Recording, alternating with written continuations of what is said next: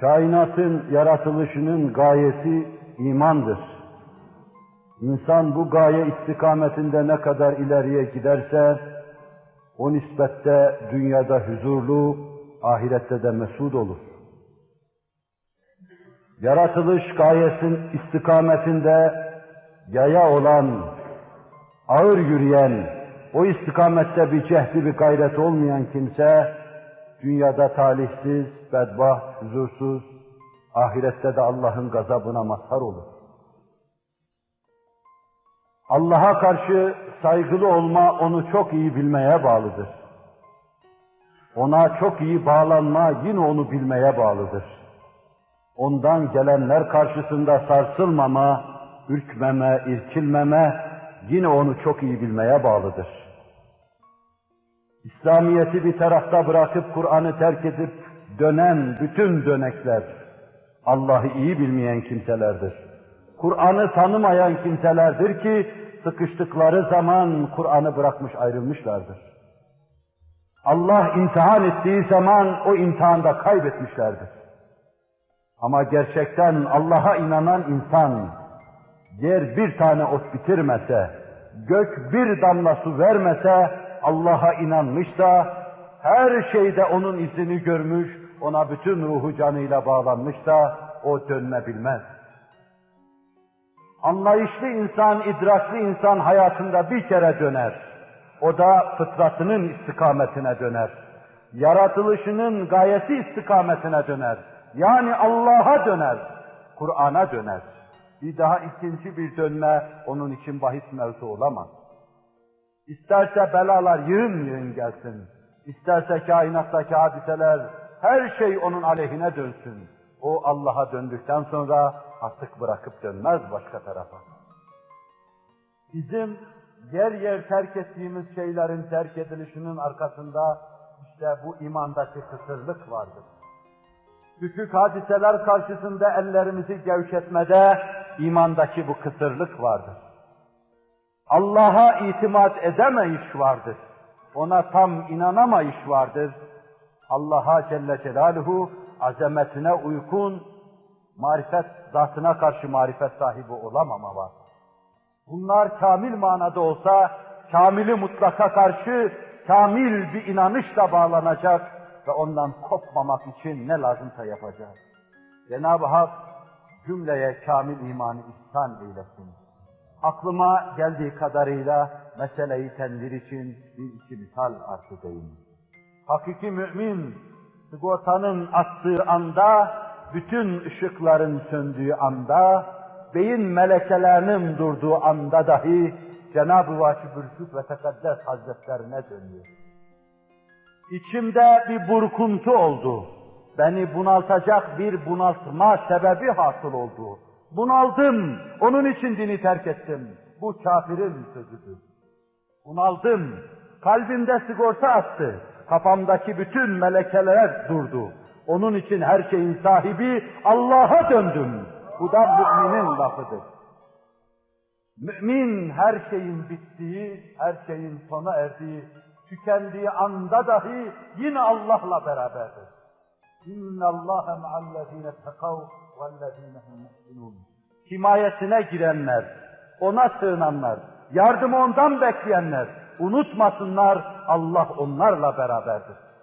Sarsılacak, zelzelelere maruz kalacak, imtihandan imtihana tabi tutulacak, kaddeden geçirilecek. Kim bilir kalburla belki kaç defa elenecek. Dönmezse şayet o zaman rahmetin kendisine dönük olduğunu görecek. Ruhiyle bunu duyacak, hisleriyle yaşayacak, daha dünyadayken cennet numun bir hayatı yaşamaya mazhar olacak. Şunu ben arz edeyim, siz de katiyen emin olarak inanın, belanın en büyüğünü Allah Resulü sallallahu aleyhi ve sellem hadisiyle ifade eder. Allah en sevdiği kimseler nebilere gönderir. Sonra ulemaya veya velilere gönderir. Derecesine göre beladan herkesin hissesi vardır. Kimin imanı en kuvvetliyse belası en ağır, en çetin olur. Kimin imanı zayıfsa ona da belalar az gelir. Allah Resuluna yığın yığın belalar geliyordu. Adeta o ev, belaların gelip konduğu, göçtüğü bir ev haline gelmişti. Her gün belanın biri devesine yükünü yüklüyor, gidiyor, arkadan bir başka bela gelip o eve konuyordu. Her gün evin bir tarafında bir bela tüneyip duruyordu. Her gün Allah Resulü bir belayla yüz yüze geliyordu. O çile çekmek, o burada inlemek, inleyen insanlara hakiki saadeti getirmek, gönüllerine işrap etmek için her şeye katlanıyordu. Sadece kendi değil, aile efradı, zevceleri dahi o belalara maruzdu. İşte tablomuzu ondan arz edeceğim. Hazreti Ayşe, kadınlık aleminin başının tacıdır. Yüzüme gözüme süreceğim toprağa ayağını basmış olsaydı, ben de o toprağı alsam misk amber diye koklasaydım, rahmetinden ümit ederdim ki o zaman onun mübarek ayağını bastığı toprağı koklayan burnuma cehennemin kokusunu koklatmaz Allah. Hakkında yüksekliğinde kanaatim bu merkezdedir. Anamdan daha fazla sevmezsem, gönlümde daha aziz bir tahtı ona ayırmazsam, ona karşı hürmetsizlik ettiğim kanaati vardır.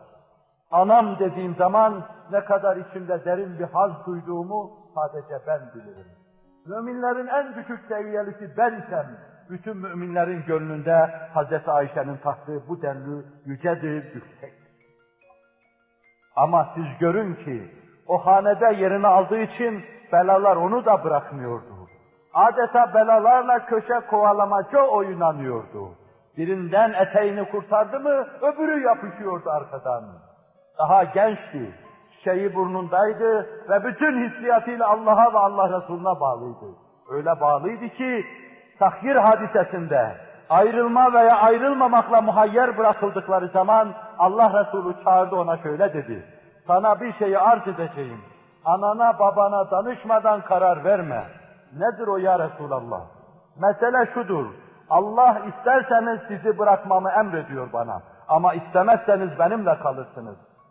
Allah'ı, Resulullah'ı mı ihtiyar ediyorsunuz, dünyayı mı diyordu Allah Resulü onlara. Bunu mu babama soracağım diyordu. Vallahi ben Allah ve Resulullah'ı ihtiyar ederim diyordu. Evimizde 3 ay ocak yanmazdı. Hilali sayardım, bir yudum su içemezdik. Diyen Hazreti Ayşe her şeye rağmen Resulullah'ı tercih ediyordu. Ama bela yakasındaydı. Çünkü büyük insandı. Nebiden sonra mualla bir yeri vardı. Kur'an Allah Resulüne hitap ederken, Nebi size nefsinizden daha evla, hanımları da analarınızdan daha artıktır diyordu. Bütün müminlerin analarından daha artık kadın. Ustalık oğulları seferine gitmişti. O seferde gerdanlığını kaybetmişti. Arayıp bulayım derken ordu hareket etmiş, o da gelip orada otura kalmıştı. Ordunun arkadan teftişçisi Hazreti Safvan'la beraber gelince münafıklar kıyameti koparmış, yüz kızartıcı iftira ortaya atıvermişlerdi. Gökyüzünün güneşinden daha parlak, daha temiz olduğunu onlar da biliyordu. Resulullah'ın zevceliğine, liyakatını onlar da biliyordu ama çamur atıyorlar. Çamur atıver bir kere, leke yapar. Allah temizleyeceği ana kadar da bu Resulullah'ın kalbinde kalaklar, Hazreti Ayşe'nin gönlünde ıstırap dalgaları ve imtihan evi olan Ebu Bekir'in evinde kim bilir ne ıstırap mevcelerine sebebiyet verecek. Günler geçti, Hazreti Ayşe'nin bir şeyden haberi yok. Yakınlarından bir tanesinin, kendisine iftira atanlardan bir tanesinin anasıyla yürürken, kadının ağzından duydu, damarlarındaki kanı dondu, Resulullah'ın evine geldi, eski iltifatı görmüyor sandı, müsaade istediği babasının evine gitti. Bitmiş, tükenmişti artık. Hadiste, fıkıhta beşeri tenvir edecek, bu büyük müçtehide, bu büyük fakihe imtihana tabi tutulmuş, yanan bir mum gibi eriyordu. Resul-i Ekrem Aleyhisselatü Vesselam nicelerle istişare etti. Hazreti Ali en doğru sözü söyleyecek bir kadının yanına gönderiyordu. Ya Resulallah şununla konuş, doğruyu sana söyleyecek, Hazreti Ayşe'yi tezkiye edecektir diyordu. Ve kendi ortaklarından Hazreti Zeynep binti Cahş, Hazreti Ayşe'yi tezkiye ediyordu. Hazreti Ömer şu akıllılığı yapıyor, şu en muhteşem hakikati anlatıyor. Namaz kılıyorduk ya Resulallah. Namaz kılarken ayağınızdan ayakkabıyı çıkardınız rüküye varmadan. Arkadaki saflardaki sahabiler hepsi de çıkardı. Sonra namazdan sonra sorduk. Dediniz ki Cibril emretti, onun için çıkardım. Siz Cibril'den öğrendiğinizde bize anlattınız. Ayakkabınızda küçük bir pislik varmış.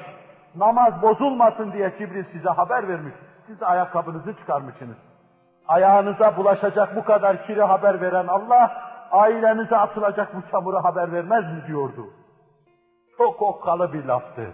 Senediyle zayıf olsa bile fakat çok okkalı bir laftı. Resul-i Ekrem Aleyhisselatü Vesselam'ın içine su serpmiş. Mescitte ailemin bu mazeretini bertaraf edecek yok mu diyordu. Her sahabi hazırdı. Büyük sahabi Sa'd ibn Muaz aslan gibi kükreyi vermişti. Emret kimse İsrail'den keseyin başını diyordu. Fakat bütün bunlar Allah'tan vahiy geleceği ana kadar kanayan bu yarayı dindirmeye kafi değil. Yaralı Nebi, dertli Nebi, dertliler evine gidiyor. Ebu Bekir durmadan Kur'an okuyor, Allah'a teveccüh etmiş.